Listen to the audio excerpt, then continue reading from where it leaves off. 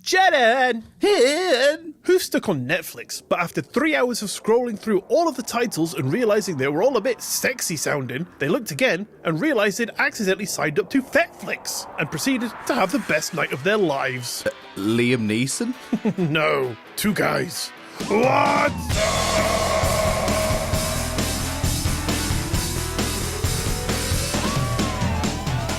I did that terribly, just like his performance in War of the Worlds. My little homage to his terrible narration skills. I enjoyed him as Qui-Gon Jinn, if nothing else. Oh, that's fine. He can be a Star Wars guy, but a War of the Worlds guy, that's where I draw the line. What about a Star War of the Worlds? I'll have to watch it first, I think. Okay. Well, for me, he was the star of War of the Worlds. Well, that's where our opinions differ. Okay. Hello and welcome to episode 179 of Two Guys What's Up, the weekly comedy podcast where I don't have time to watch TV, but one guy who lives for a bit of Fetflix is this guy. It's Jordan. Jordan, why don't you start by telling us what you're going to be going into today, if you can pull yourself away from Fetflix for 5 minutes. I'll try. So I've got a bit of a different one for you. I'm hoping that you'll find it insightful and hopefully interesting. It's some of the world's most common bad luck superstitions, but it's their origins of where they actually come from. That sounds incredibly interesting. Well, I kind of hope that, when you see those things out in the world, as it were, then you might just ponder back to this episode and think, oh, yeah, that's cool. Interesting. I genuinely am excited. I mean, normally when you give me, your segment idea, I'm like, I have to put it on a bit. I'm like, oh, cool. It sounds great, bro. Naturally. Yeah. But this, I genuinely can't wait. Yeah, cool. And what have you got for us? Well, Jordan, today I've got historical figures, deserts, occult rituals, summoning, betrayal, and a whole lot of real recorded weirdness. Okay. Yeah, it's weird. Very good. No, I'm excited. See, that's exactly how I normally sound when I'm putting it on as well. No, I'm sure it'll be good. No, I'm looking forward to it. Oh, me too, bud. But, Jordan, if people like what they hear today and they would like to find more, where can they find it? Well, Ian, it's funny you should ask. Well, I am a comedian, bro, so anything I ask is really funny. Like, the time I asked my wife if we could have some intimate relations, she laughed in my face for hours. Yeah, but checks. It does. Reminds me of my wedding night. So we have currently 35 bonus episodes sitting on our Patreon right now that you can get your hands on for just £3 earthly pounds a month. Or about $5, something like that. And of course, if you want to look super sexy and stylish in this June summer, well then there are Two Guys What's Up branded t-shirts that are super comfortable, affordable, and if you quite enjoy a cup of tea or coffee in the morning, then why not grab yourself a little Aliens Are Wankers mug. All of this is available over on our Patreon, which you can access by a little clickety-clackety-click of the description of this episode. Delicious. I'm already there. Click. See how excited I am, people? You could share in that excitement too. You can, yeah.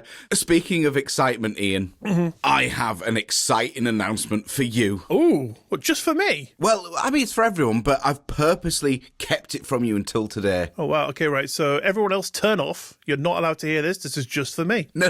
This is for everybody, but this is also for you because it involves us. Oh. Because, Ian, we are lucky that today we're fortunate enough to be sponsored. What? Yeah. For the very first time? No. We've had it before. Do you remember? There was the paranormal ads. I don't know if you recall. You might have let it disappear from your memory because it was a little bit of a flop. The ad company ended up inserting the ads wherever they wanted to. It was kind of halfway through sentences and stuff. It didn't quite go to plan, if you remember. No, I'm sorry. I have a fairly good memory and I tend to remember pretty much everything, but that... No, it happened. Is not in my... Now I'm racking my brain. There was also Ian and Paul's. It's the shop where you buy stuff. How do you know about that? Because it was in the ads. Anyway, I digress. Okay. So, we're lucky enough to be sponsored again. But, Ian, I've gone for someone more professional this time. Right. It's a professional company, and it's We Make the Best Ads -pinkypromise.org. Holy moly. Well, they sound legitimate. Yeah. I mean, you must have heard them before. Yeah, I think I saw them on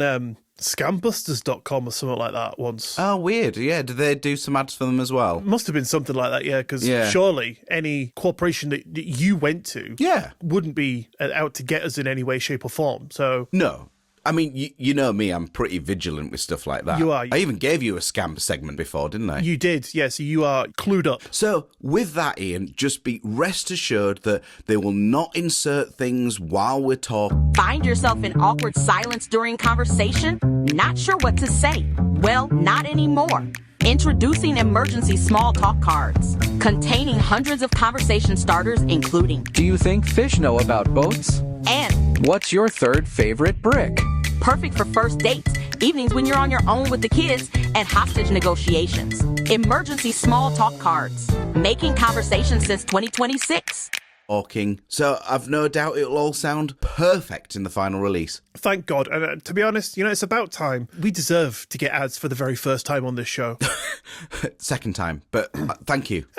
First, second, same thing. Well, not if you're an Olympic runner, but okay. Yeah, that's a fair point. Well spotted. I really want one of these sweets. Which sweets? Like just the hard sweets that you just suck on, and the like long-lasting sweets, but it's probably not appropriate. Go ahead, mate. Shall I? Suck away. It is a lime sweetie. Oh, the chocolate limes. No, I do like those. I don't. Oh, no, they're great, yeah. But no, this is just pure lime. Cool. I mean, basically, it's almost a margarita at this point. Nice. Just, minus the tequila and everything else. 5 o'clock somewhere. With that, Ian, shall we crack on? Let's do it, Jordan. Lovely. Are you tired of bagels being cooked with absolutely no appreciation whatsoever? Then you need the Applause Bagel Toaster. Finally, a machine that respects circular bread. Only when the toaster feels sufficiently appreciated will it release your breakfast. Because bagels have been putting the round and round of applause for years. Warning, appliance may become arrogant over time. Do not compliment excessively. Toaster has no recognized qualifications in emotional therapy. Alright, so before we even get into deserts, rituals, and attempts to summon divine entities into physical form, we need to talk about the two men at the centre of this. Because without understanding who they were, this whole story sounds like nonsense. But the amazing thing is, it's not nonsense. It actually happened. Lovely. You're too busy sucking that sweet, aren't you? Sorry. You're like, Yeah. I'll reply in a second. Oh, yeah. Oh, limey goodness. Yeah. I'm just getting immersed. So let's start with main character number 1, Jack Parsons. Now, Parsons wasn't some fringe lunatic living in a shack drawing pentagrams on his floor. This man was one of the pioneers of modern rocketry. We're talking early days of American rocket science, when people were still strapping explosives to bits of metal and hoping for the best. Parsons was right there at the centre of it, laying the foundations of what would eventually become NASA's Jet Propulsion Laboratory. Oh, okay. So a real guy who made some real history. It kind of sounds like some sort of, I don't know, sous chef gives himself that title because he adds a little bit of rocket on the dish or something. Oh, yeah, or he's like amazing at chopping it. Yeah, exactly. This is the art of rocketry. Yeah. Yeah. Next, I'll be performing lettuce tree. Yeah, what he's doing is julienne or whatever. Yeah. Beautiful. Delicious. But this guy was self-taught, brilliant, and by all accounts, completely fearless when it came to experimentation. He was the kind of bloke who would happily stand next to something that might explode just to see what happened, which, in hindsight, feels like a personal trait that carries into the rest of this story a little bit too well. But alongside all of that, Parsons had another life, and a very different one at that. He was deeply involved in the occult. What a bastard. Possibly. But it wasn't a casual interest. It wasn't he reads a few weird books and calls himself spiritual. He was fully committed. He joined a group called the Agap Lodge, which was part of the wider belief system known as the Thelema, which was founded by Aleister Crowley, who Parsons was in direct contact with. But we'll get to that bit. A gap lodge? Yeah. Are you sure it wasn't a gape lodge? It sounded a little bit more dirtier, so I kind of wanted to pronounce it differently. Okay. So it could actually be a gape lodge. It could be, but I dare say not. Do you now? Well, I dare say it is. Oh, right. Well, we'll agree to disagree. That's fine. We'll agree to disagree. But it is spelt like a gape lodge. It is. But stop saying it because it sounds dirty. Well, you don't normally complain. So many responses ran through my head then. Moving on. But Parsons didn't just follow Crowley's teachings, he lived them. His home in Pasadena basically became a hub for ritual magic, ceremonies, and what Crowley referred to as magic with a K, which was ritualistic practices intended to influence reality itself. Okay, I've heard of that with that magic with a K. Yeah, That's the old style. So this is like beyond card tricks, isn't it?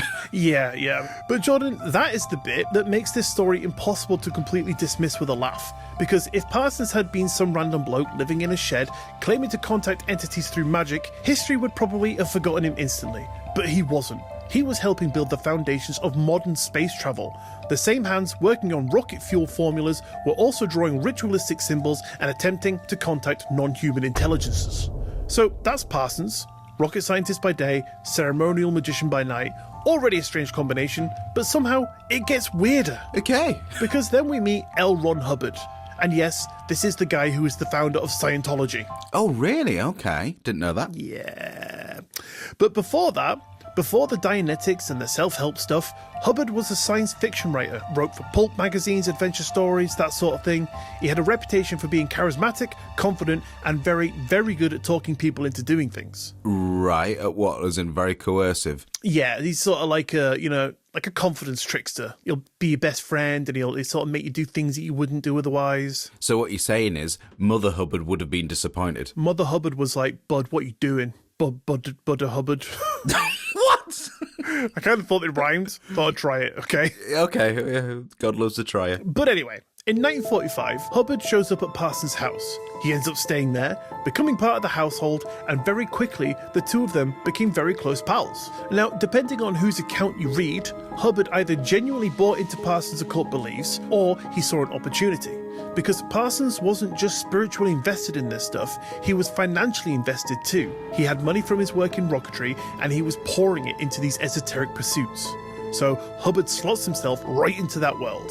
And this is where things start to shift from interesting to what on earth are you doing? So things are taking a turn. Oh, they're turning. They're doing a U-turn, mate. They're turning 180 on its head, doing a backflip and going left. I mean, at that point, are you not just going the same direction? Couldn't tell you. I lost track after the U-turn, to be honest. Fine, okay, me too. So, position checking ourselves right now. Yes. Are we thinking that this Parsons guy is not a good guy? Not to be slanderous. No, but in the story thus far, are we thinking, this is someone we should be wary of? Yeah, I would say so. So he's kind of inserted himself into this situation. I think he's maybe thinking more about the money, possibly. Okay. But we'll see where it goes. Which is not unlike many. Exactly, yeah. Money does rule a lot of people's decisions. But we'll see where it goes and we can make our mind up at the end. Because in early 1946, Parsons decides he's going to perform a series of rituals known as the Babylon Working. But this wasn't just some vague spiritual exercise. Parsons had a very specific goal in mind. He believed he could bring about the physical manifestation of an entity known as Babylon. Now, in Thelemic belief, Babylon is a divine feminine figure, a kind of embodiment of freedom, power, and sacred sexuality.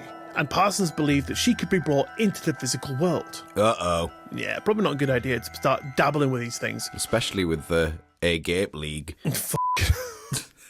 Yeah, she comes packing a strap-on. God. Oh, God. But anyway, in January of 1946, Parsons headed out into the Mojave Desert, and he begins. These rituals were based in Enochian magic, a system developed in the 16th century that was supposedly used to communicate with non-human intelligences, angels, spirits, entities, whatever you call it, depending on the interpretation. And Jordan, we have spoken about the Enochian language on a bonus episode, do you remember? No, not at all. Right, so it seems like I'm not the only one with memory loss. But you're saying you did it. I did do that, yeah, it was on the language of the birds. Oh, yeah, I kind of vaguely remember the title of that. But Parsons sets up ritual spaces in the desert, using specific incantations, draws sigils, and performs what he describes in his own writings as sex magic. Uh-oh, with a K? In this case with a C, because, you know, you want to dilute your high-level magic with a K by jerking off. Which is exactly what happened, because that ritual included ritualistic masturbation intended to focus and direct energy towards his goal. What? Yeah, and again, this isn't speculation, this comes from his journals. Comes from a few places. It's really hard to read because that's what he wrote his journal in. Oh, no. He's like, finally some ink. Oh. I'm inking. Oh. Oh, baby, I'm inking. Oh. Oh, God. I just think of a squid now. Yeah, disgusting. Right, hang on a minute. So, Yeah. Whoa. questions. So these rituals, Yeah. where they are pleasuring themselves, shall we say, how is this doing some sort of energy thing to a girl? I don't understand. I think it's something to, if I remember correctly. Do you constantly forget birthdays? Do friends and family describe you as emotionally unreliable? Then fear no more. Introducing Happy Birthday Blaster, the revolutionary app that texts everyone in your phone book happy birthday every single morning. Never forget a birthday again. Statistics show that 85% of people have at least one birthday a year, and now you'll be the one that remembers them all. Mum, covered. That old school friend you haven't spoken to for decades, covered. That plumber whose number you once saved and accidentally kept in your contacts, you know, they're covered. Happy Birthday Blaster sends thoughtful birthday wishes daily so you can maintain the illusion that you care all year round. Happy Birthday Blaster, because remembering dates is for nerds. Because I didn't. Because I don't do this. I wouldn't dare. Disgusting. But it's like high emotion and spiritual energy that you're evoking and raising by the high states of emotion and that sort of thing. Right. Like vulnerability or something, or? No, just, spaffing. Oh, you've cleared it up. Thank you. I still don't have a clue. No, it feels weird that I'm sucking on a sweet. The internet says, according to Crowley, sex magic and masturbation weren't just weird Victorian shock tactics. He genuinely believed that they were a way of generating and directing spiritual energy during work. During work. Imagine that at the Amazon warehouse. So the orgasm created a moment of intense altered consciousness and concentrated will. Okay. I mean, it's one of those things, though, isn't it? You're fairly limited to how often you can do that. Yeah, I guess there's only one way. That's probably what he was going for. He was just like, I'm really horny all the time. How do I incorporate this into my everyday life and not get arrested for it? Yeah, that's the thing. And I would definitely clear your browser history. Yeah. Imagine, like, I know you're on the corner of South Street. It's like an officer comes up to you, so you can't do that here. It's like, it's a magic ritual, mate. I'm not being weird. Magic with a K, did you know? Yeah, it's with a K as well. So, well, carry on, sir. Let me help you raise the spiritual energy here. What's his cock out? Gets his own baton out. Yeah. Do you think the K represents knob? Possibly. Magic with a K, I mean, it makes sense now. You know what? I've never heard that interpretation before, but it makes the most sense I've ever heard, so... Well, there you go. My work here is done. You go back to sucking, pal. I'll carry on with the story. Oh, I am. So, while Parsons is out in the desert doing all of this, Hubbard stays back at the house in Pasadena, and his role is unusual. He acts as a kind of psychic observer. Parsons believed Hubbard could perceive what was happening on a non-physical level while the rituals were being carried out. So you've got one man in the desert attempting to open a gateway to a divine entity by choking his own chicken, and another man miles away claiming to physically monitor the results. Right. And according to Parsons' own records, something happened. In his journals, he wrote about sudden winds kicking up out of nowhere, and feeling a presence, a sense that something had responded to what he was doing, and became convinced that the ritual had succeeded in at least one key way. It had opened a door. Right. A sudden wind kicking up. I mean, how fast was he going? He was very proficient. It sounds at this point, yeah. To get that magic level up, he could bash one out in 4 seconds flat. Beautiful. It's like his arm disappears. You like stood observing, you're like, nothing's even, his arm's gone. What the hell? Then you're covered. Before you know it, head to toe. But he's silent throughout. It's very impressive. Yeah, he's got a good poker face. He just stares at you. Like a shitting dog. Horrid. But Jordan, shortly after this series of rituals, a woman does appear. Not in the desert, mind you, but in his life. Her name was Marjorie Cameron. She meets Parsons, and almost immediately he becomes convinced that she is the result of the ritual. He feels she is an actual physical embodiment of Babylon, the Scarlet Woman that Crowley's teachings described. And they begin a relationship very quickly. And from Parsons' perspective, this wasn't coincidence. This was confirmation. The ritual had worked. Right. And from that point onwards, Parsons didn't seem to treat any of this symbolically anymore. In his mind, the ritual had produced a real-world result, which is where the story crosses from occult curiosity into genuine obsession. Ah, right. It's like he had a taste of it and then that was it. Yeah, he's just like... I don't mean a taste of it. He's like, I quite like touching myself. Anyone want to do a ritual today? Like, at the breakfast table. So what are we doing today? Anyone fancy doing a ritual? Parsons, mate. It's fucking 6 a.m. Pipe down. Look, mate, if you want to have a ritual, just go to the bathroom, please. We're sick of seeing it. I'm having a ritual right now under the table. Oh, yeah, your arm's gone. Oh, God. Oh, he's staring again. It went in my cereal. God. Oh, it's all lumpy. Oh, God. Wallpaper paste. That's what happens when it's your 8th one of the day. So, anyway, whether Cameron believed this herself was a bit more complex. She was involved in occult circles, she understood the symbolism, and she did participate in further rituals with Parsons, but how literally she interpreted all of this is still debated. But meanwhile, Hubbard. Because while all of this is going on, Hubbard and Parsons decide to go into business together. They set up a venture involving boats, which was the buying and selling of yachts, and this is where things start to fall apart. Hubbard takes off with one of these boats and with a significant amount of Parsons' money, and briefly with a woman that Parsons had been involved with called Sarah Betty Northup, who was the younger sister of Parsons' ex-wife, and by that point she was also his former partner within this chaotic little occult household that they'd been living in together. Wow, okay, hang on then. So he's not a great guy, is he? Because he ended up getting involved, as you said, with his ex's younger sister. Yeah, well, his ex's younger sister who was also involved in the occult rituals that they were doing. Wow. Okay, yeah, it paints an interesting picture. Oh, yeah, it absolutely does. To say the least. But anyway, Parsons is left behind, financially and emotionally wrecked, and his response was to turn back to magic. He performs another ritual, this time intended to stop Hubbard, to curse him, and to bring about consequences. And according to Parsons, the new ritual worked in a strange, indirect way. It caused a storm to manifest over the ocean, forcing Hubbard's boat back to shore, which in turn allowed Parsons to pursue legal action and recover some of what he'd lost.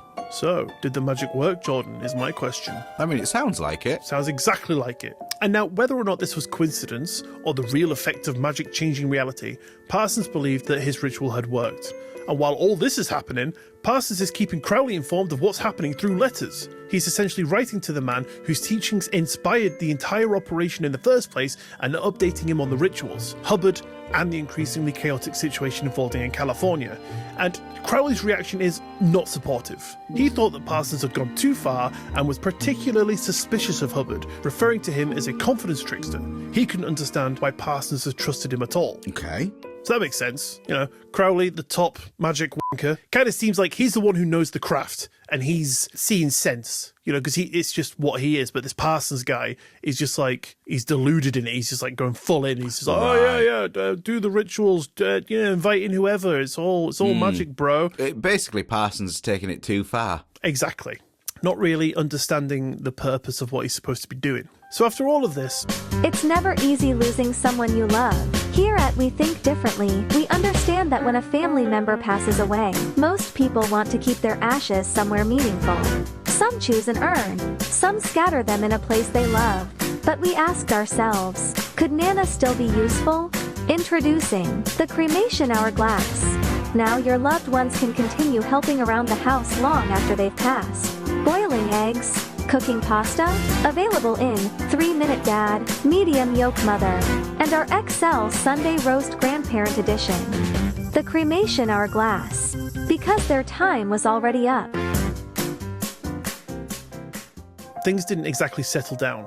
Parsons continues his work in both rocketry and the occult, but his life becomes increasingly unstable. His professional standing takes a hit, his security clearance is revoked, and he becomes more isolated. And then in 1952, he dies in an explosion in his home laboratory. Officially, it was ruled an accident. He was working with volatile chemicals, which is something he'd done countless times before, but the nature of the explosion and the circumstances around it have led to a lot of speculation.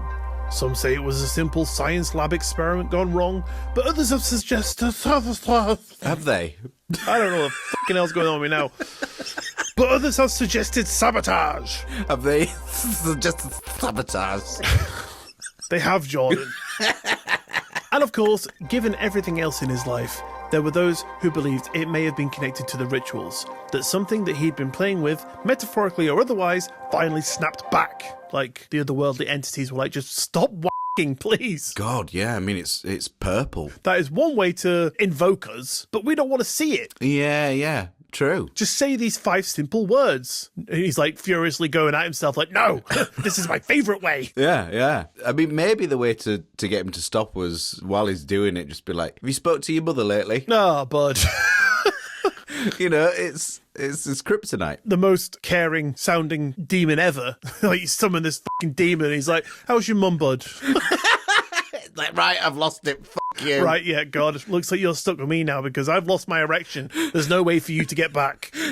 Terrible. But effective. But unfortunately, we have no definitive answer of what happened to him. It was just a very strange ending to a very strange life. Hubbard, on the other hand, goes on to found Scientology, build an entire belief system, and gains followers around the world. And that's another reason this story refuses to die, because if Hubbard had simply vanished into history afterwards, this would have probably just been remembered as a bizarre occult footnote.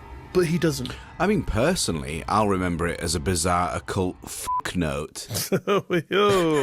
Thank you. And as for Cameron, the woman who was invoked into his life, she continues her work as an artist and a cult figure, all while still being connected to the ideas surrounding Babylon. So, Jordan, what do we actually make of this? Strip away the sensational bits, and what you're left with is something a bit weird. A leading figure in early rocket science genuinely believed he could contact and manifest a non-human entity through masturbation ritual. Wow. A future religious leader who was right there with him participating in some of these events, and one of the most infamous occultists on Earth, all tangled together in deserts, ceremonies, sex magic, paranoia, betrayal, and attempts to contact something beyond ordinary reality. And all of it is documented in letters, journals, and first-hand accounts. Not stories passed down decades later, things they wrote themselves.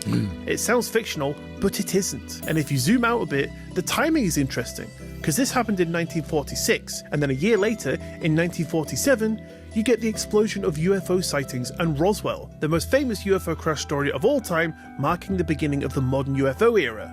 Now, maybe that timing means absolutely nothing, but it's hard not to notice that right before the modern UFO era suddenly explodes into the public consciousness, you have people in the Californian desert attempting to contact non-human intelligences through ritual. And whether you think Parsons was a genius who lost his marbles, or someone who genuinely stumbled into something he didn't fully understand, he believed he opened a door, and maybe he did. And maybe, much like my children after they leave a room in winter, he never shut it. Nice. But Jordan, I just want to know. The baby mop suit. Parenting is exhausting. You're sleep deprived, emotionally fragile, and your house smells vaguely of breast milk and shit. So why not make the baby pull their weight? Introducing the baby mop suit. The adorable all-in-one outfit that turns your crawling infant into a fully mobile cleaning solution. Simply zip your baby into our ultra-absorbent microfiber onesie, place them gently on the floor, and let nature take its course. Is your kitchen dirty? Release the baby. Spilled your coffee? Deploy the infant. By the time your baby reaches the coffee table, your laminate flooring will look positively military grade. The baby mop suit. Because if they're already down there, they may as well help. Warning, do not use on gravel. Not legally classed as staff. What do you think? God, where do you start? I mean, I don't know what to comment, really.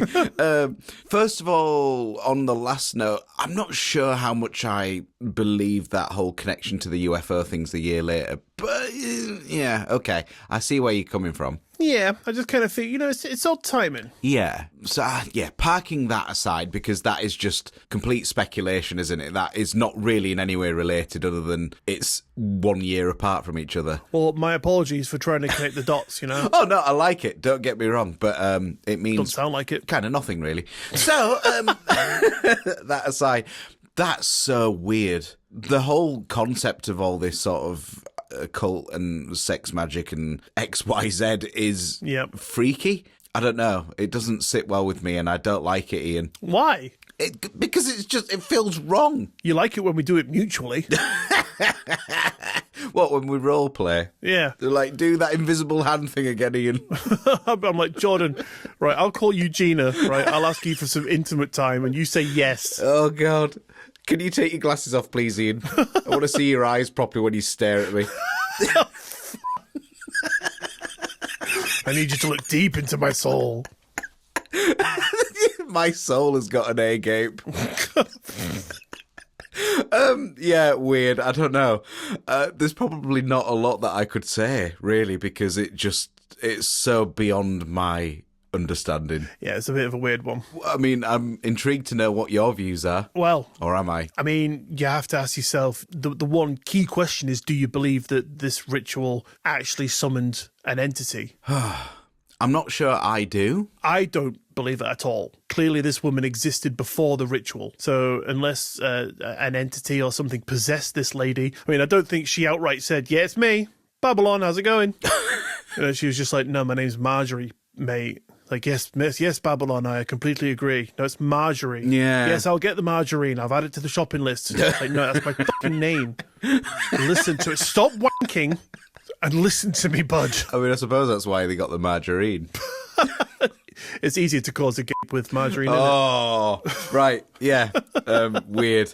Yeah, I'm not sure how much I kind of buy all of that sort of stuff, but the topic is interesting. Yes. Oh, by the way, I've just looked it up. It's pronounced Agape Lodge. Oh, agape. Okay. So we were both wrong. We were indeed. The word comes from the Greek, meaning a kind of spiritual or divine love. A lot of people accidentally say agape or agape like you did. But definitely not a gap. Definitely not a gap. No.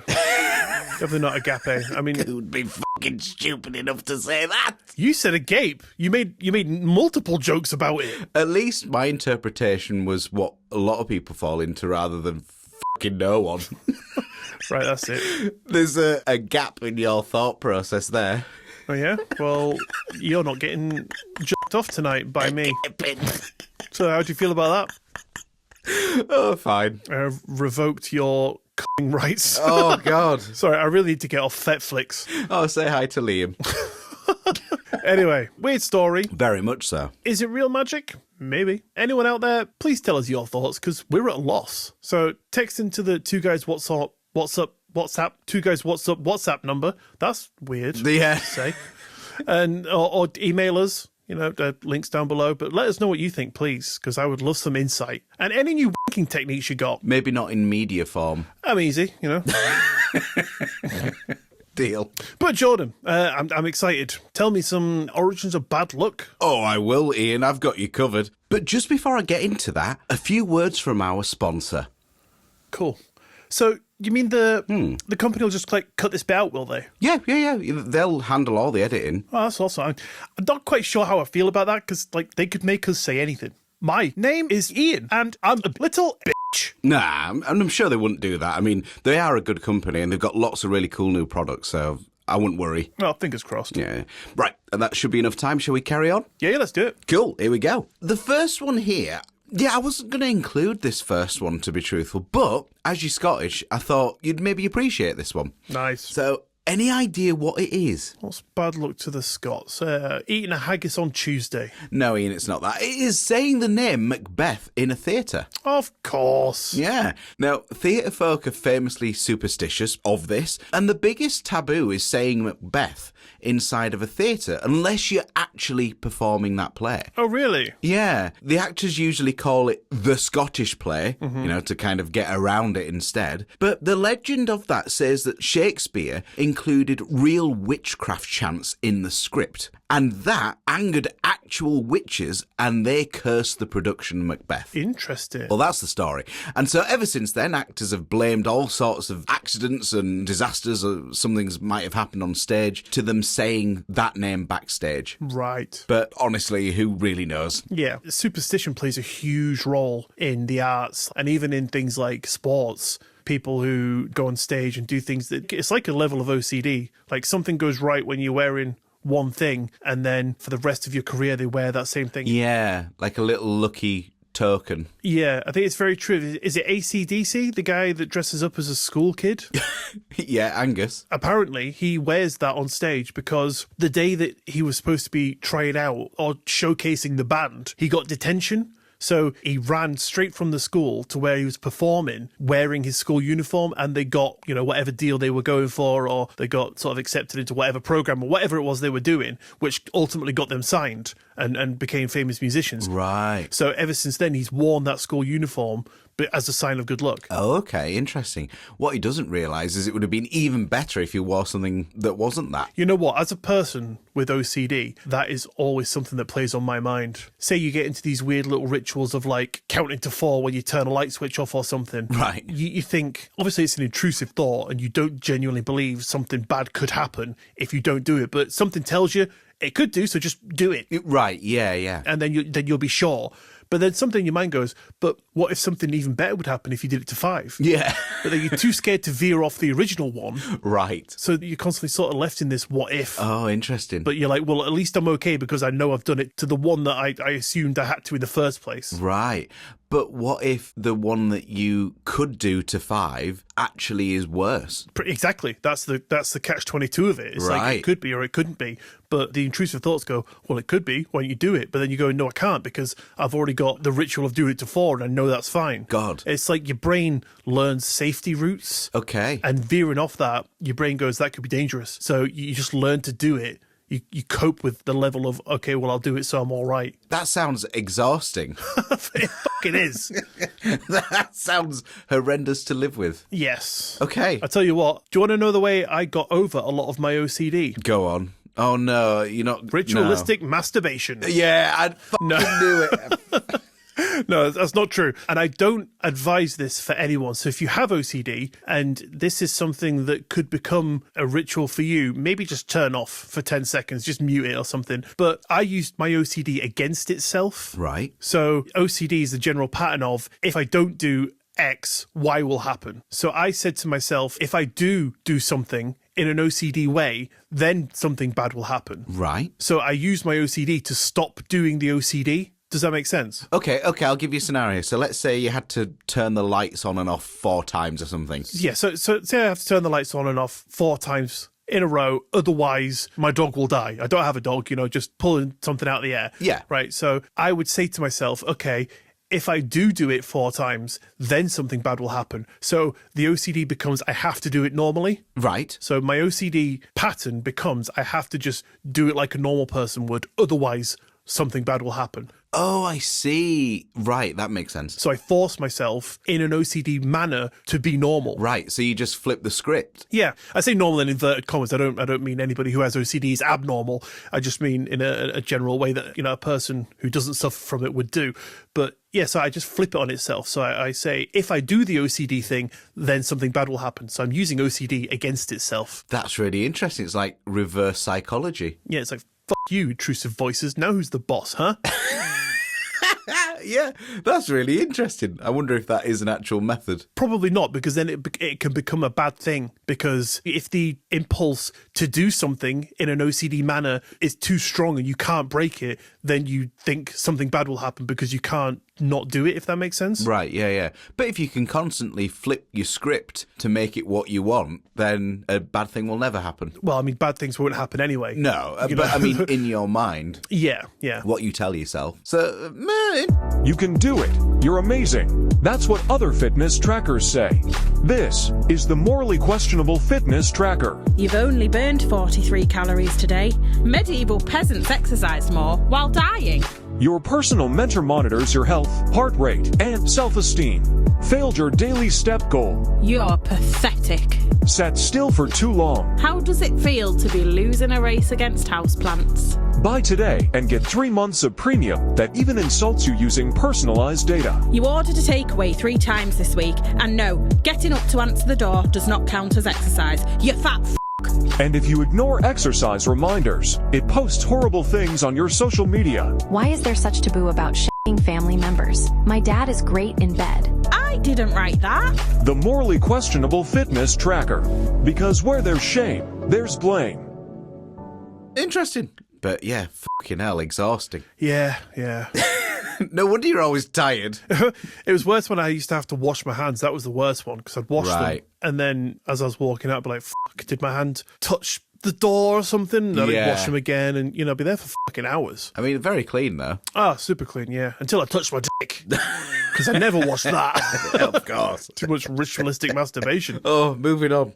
What about Ian, the classic don't walk under ladders? Oh, yeah, I think I know this one. Oh, do you? Do you know where it comes from? I believe so. I mean, the story that I've heard kind of doesn't make sense, but what I heard was essentially that they used to hang people from ladders, so walking underneath them would disturb the spirits. Oh, okay. Maybe that is a version. I'll explain. It's very similar. It dates back all the way to ancient Egypt, which I wasn't aware of. Interesting. And the Egyptians believed triangles were sacred, and that a ladder, basically leaning against a wall, it kind of creates that triangular shape, I suppose. Yeah. And walking through that, or under that, was considered disrespectful to the gods.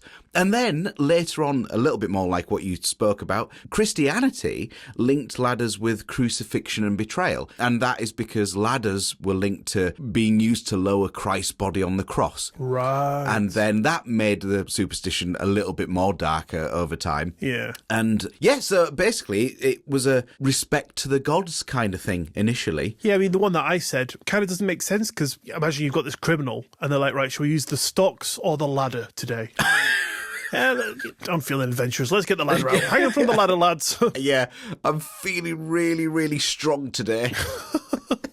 Yeah, it's a bit of a daft place to hang someone for a minute. Yeah, well, what about, Ian? Breaking a mirror. Supposedly, doing so gives you 7 years of bad luck. So, any ideas where that whole 7 years bad luck comes from? I vaguely remember hearing something, but again, I'm probably wrong. Didn't they used to hang people from mirrors? On ladders.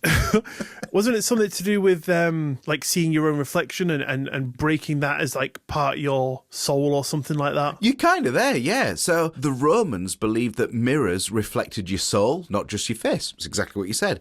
So if you smashed the mirror, you damage your spirit as well. Right. So they believed that because the body renewed itself every 7 years, the bad luck would supposedly last until your soul had kind of repaired itself, hence the 7 years bad luck. Interesting. I remember hearing an extension to that. I don't know if this was just sort of playground chatter, but... Is that what you did in your primary school? I distinctly remember somebody saying, if you break a mirror, don't clean it up for 7 hours, and then you won't get the bad luck. Oh, I've never heard that. I wonder why. Kind of doesn't make sense, does it, if that's the belief? Absolutely. Let me just double check. Was it? A few moments later. Apparently there is no traditional superstition that says if you leave a broken mirror uncleaned up for 7 hours, it cancels the bad luck. Ah, so it's a load of rubbish, Ian. It was indeed.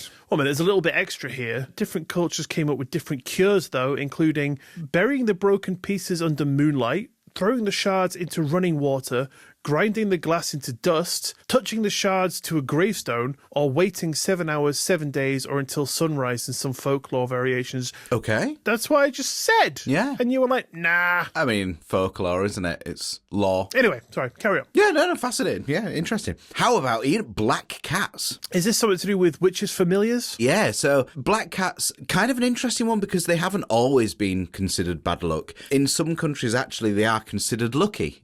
So it is the opposite. Yeah. So you were right. In the Middle Ages in Europe, black cats became linked with witchcraft, as you said. Yeah. And people believed that witches either kept black cats as companions or could transform into them. And either way, not good.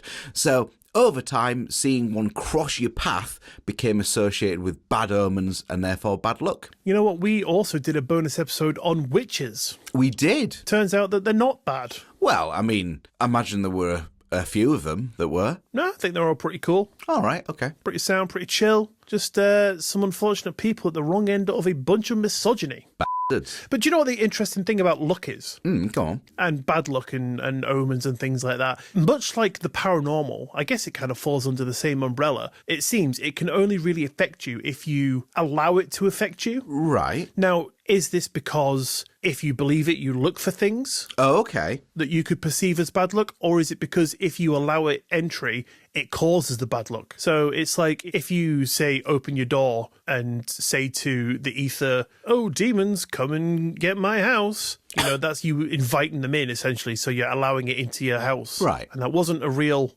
invitation, by the way. F*** off, demons. I know ritualistic masturbation and I'm not afraid to use it. But, you know, it's like the same with luck. So if you allow it in, so like my wife still salutes magpies. Oh, okay, yeah. But I keep saying to her, A, do you even know what it means? Because, you've got the whole one for sorrow, two for joy. So if you salute it, does that mean that you're appeasing it? Right, yeah. Or does that mean you're angering it, So, and she said she didn't know. But second to that, if you just don't do it, you just ignore it, what would be the outcome of that? So she does it out of fear of not... Well, actually, she's got no fear. She doesn't have a clue. True.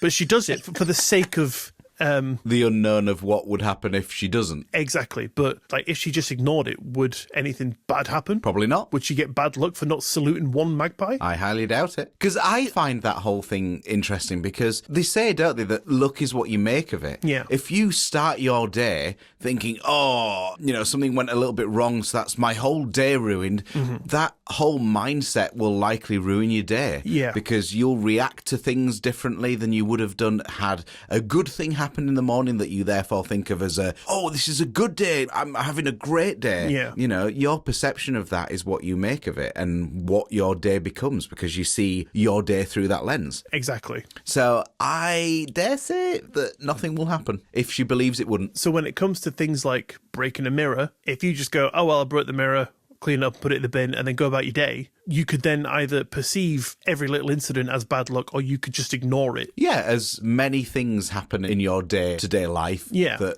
are not great, but you typically brush it off. So, the original point, bad luck, does it enter your life because you allow it in, or is it just something that you make of it? I don't really believe in luck, so I just think it's how you perceive your life. That's it. Okay, well, thanks for that. Good to know. Personally, I'm sure many would disagree, but that's my belief. There is no such thing as luck. You navigate your life and it's how you deal with what it's thrown at you. Well, you know what, Jordan? It's very lucky that you think that. Because if you didn't, you'd have a shit life. That's true, yeah.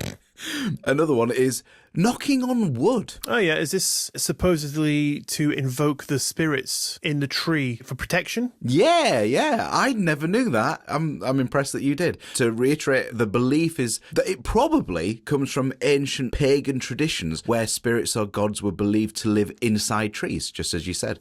And knocking on wood was thought to either ask for protection or to stop yourself from tempting fate after saying something hopeful out loud, as it were. Yeah. So, yeah, it's kind of another version of just saying, don't let me regret I said that. So it's kind of like me thinking, I really hope Jordan accepts my invitation to ritualistic masturbation tonight. Knock on wood.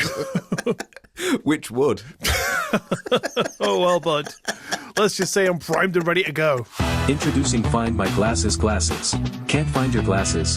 Where are backup glasses, which are specially designed to help you locate your primary glasses. Find My Glasses glasses. Because seeing matters. Find My Glasses glasses are not responsible should you still lose both. What about opening umbrellas indoors? Yeah. So, okay, before you think about this, I have to ask you, have you ever actually avoided doing this? Or do you ever risk it? I used to completely avoid doing that sort of thing. Because of the bad luck? Yeah, because I used to be very superstitious, so it was to avoid the bad luck. Right. But then I decided I'm not going to let it rule my life. Okay. And it can all get fucked. And ever since then, it's been shit. Yeah, I opened an umbrella indoors and my wife left me. In fairness, you poked her eye out. In the divorce ruling, she cited ritualistic masturbation as a cause for divorce. Oh, God.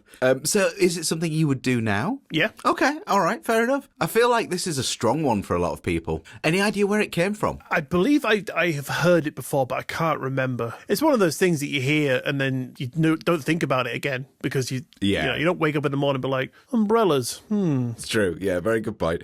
So the superstition, it's believed to have started in, again, ancient Egypt, where parasols were connected to the sun god Ra. And opening one indoors, away from the sunlight, was seen as disrespectful. Interesting. But the connection to the umbrellas indoors is likely because, in Victorian England, umbrellas actually had sharp metal spokes, genuinely quite dangerous indoors. So it could actually be part superstition, part practical advice. Safety.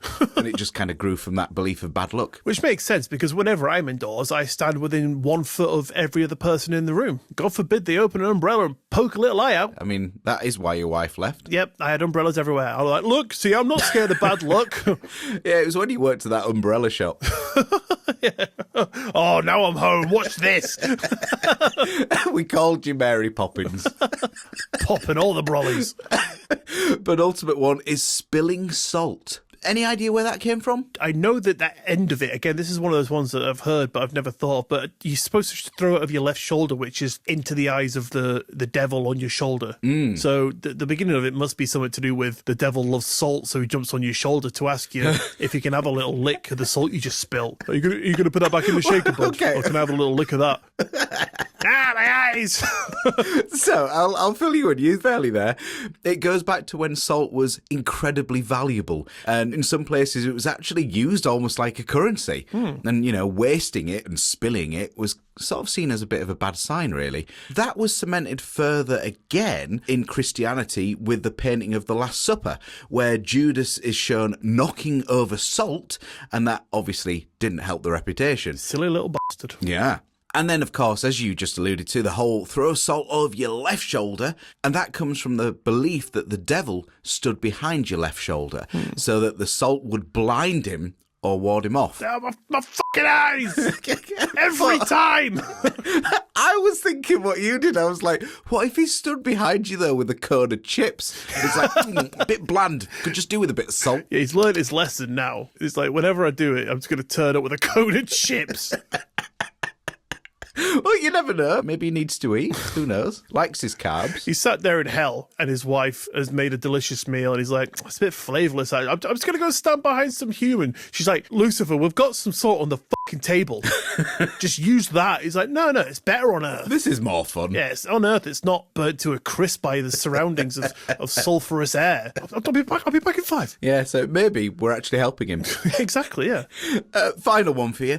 The number 13. Is this the number 13 itself or Friday the 13th? Well, no, this is kind of the number 13 itself. Right, I think I know a couple origins of this. Okay. I think there's the Knights Templar, because they were, I believe, slaughtered on Friday the 13th. So 13 kind of comes from that. And then also something to do with the Last Supper with 13 people. Yeah, that is right. It's interesting, isn't it? There's a lot of sort of Christianity and Christian beliefs in a lot of these that we still kind of stick with, and it's become part of the day-to-day. Exactly. So if you aren't a religious person, it's just all the more reason to not bother about these superstitions because they're tied to something you don't believe in. It's true. Yeah, very good point. So I'll explain. The number 13 goes back centuries. The leading theory from it comes from Norse mythology, where, according to the legend, 12 gods were having a dinner party in Valhalla when Loki, who was the god of mischief and disorder,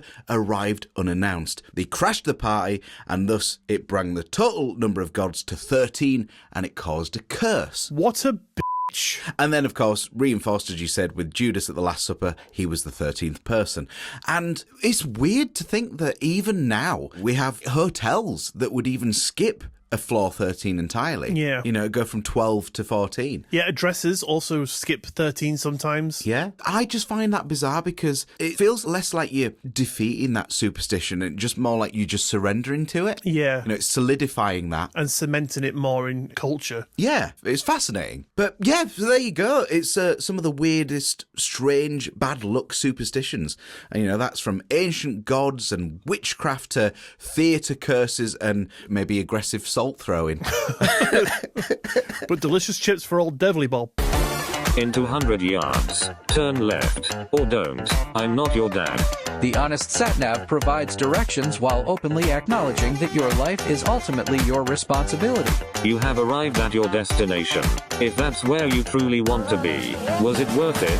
The Honest Satnav. Navigation, not validation.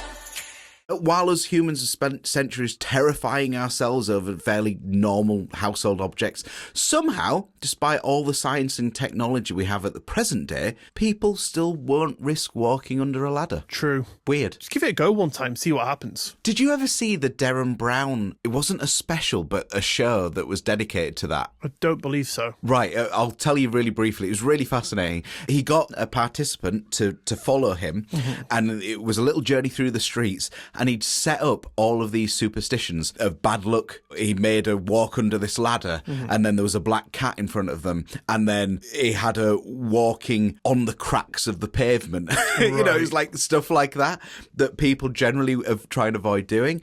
It was in the thought that, well, if this creates bad luck, then what you do shouldn't be in any way good. But actually, she ended up sort of winning a holiday or something like that. Oh, interesting. Yeah, so it was sort of throwing it all on its head. And then what was really funny is right at the end, it's like a black screen with text saying, I'll call her Vanessa, I don't know what her name was. Vanessa sadly passed away. Oh, God. Which was not true.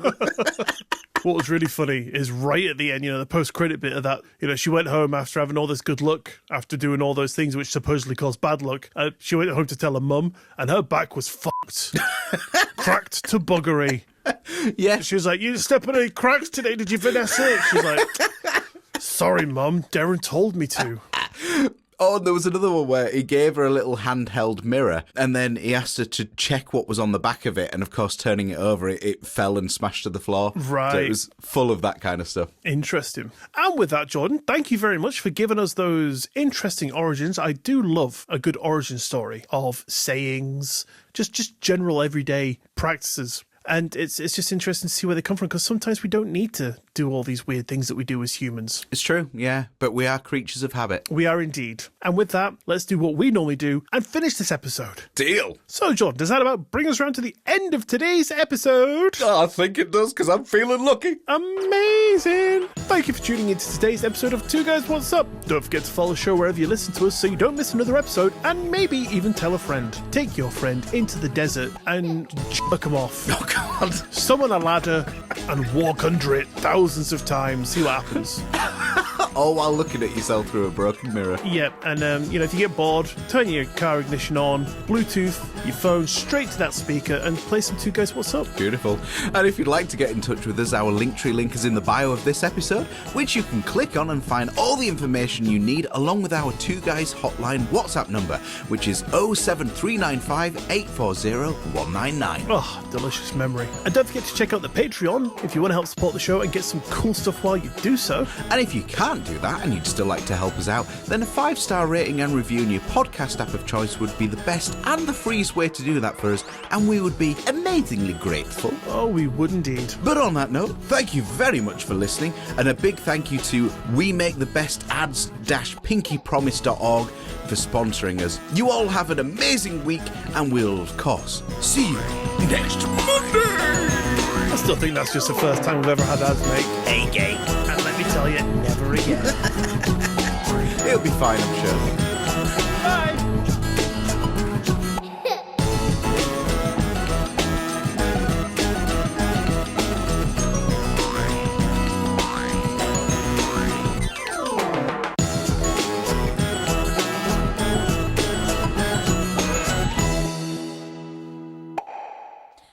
Fatty, fat fuck, fat fuck, fucking fatty. I think they'll get the message. Fatty bum bum. What am I saying again? I didn't write that. I didn't write that. I didn't write that. I didn't write that. Lovely.